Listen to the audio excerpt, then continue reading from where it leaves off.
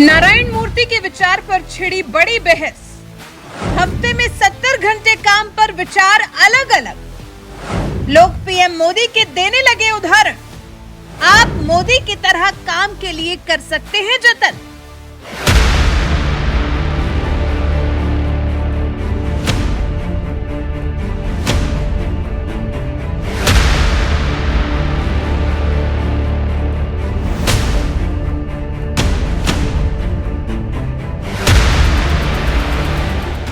नारायण मूर्ति इंफोसिस के कर्ता धर्ता, जिन्होंने इंफोसिस जैसी देश की दिग्गज कंपनी की स्थापना का सपना देखा और ये सपना भी कुछ ऐसे मुकम्मल हुआ कि आज देश की नामी कंपनियों में इंफोसिस को गिना जाता है। देश की टॉप 10 कंपनियों में ये कंपनी अपना स्थान हमेशा बरकरार रखती है।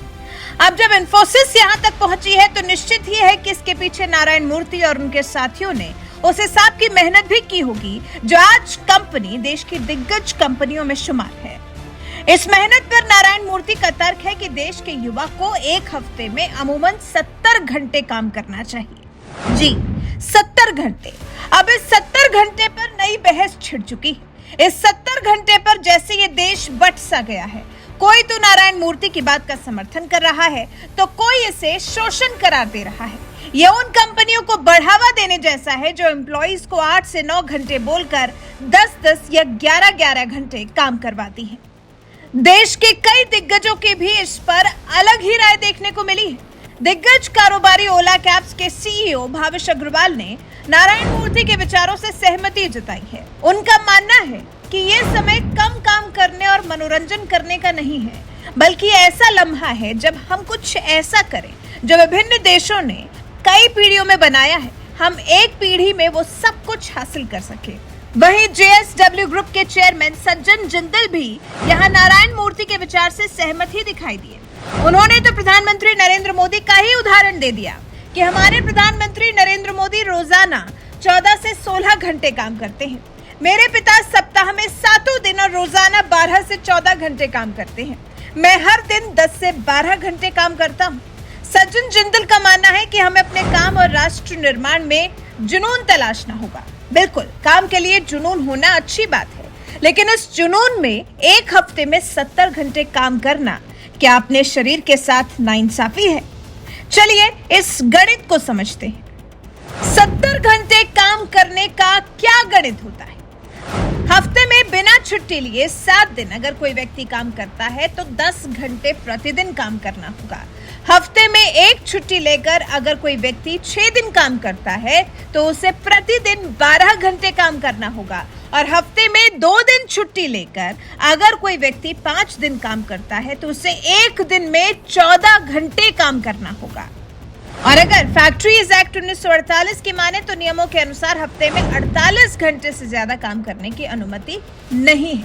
और अगर हमारे देश के प्रधान सेवक प्रधानमंत्री नरेंद्र मोदी की बात करें तो वो एक दिन में 14 से 16 घंटे काम करते हैं। और दावा तो ये भी किया जाता है कि पीएम नरेंद्र मोदी एक हफ्ते में 125 घंटे काम करते हैं। कभी कभी तो वो एक दिन में 20-20 घंटे भी काम करते हैं। सिर्फ 4 घंटे आराम करने में ही विश्वास करते हैं पीएम मोदी। सुबह 5 बजे उठते ही सभी समाचार देख लेते हैं, इसके बाद फिर अपने दिन की शुरुआत कर देते हैं। पीएम मोदी की हर खबर से अपडेटेड रहने की खासियत हर किसी को प्रभावित करती है।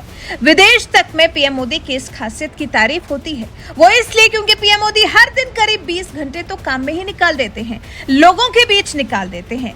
हर एक चीज को, बात को बारीकी से परखते हैं। कई दिन तो पीएम मोदी के ऐसे निकल जाते हैं जब वो टेक्नोलॉजी, अध्यात्म, धर्म और गवर्नेंस के काम एक साथ कर रहे होते हैं।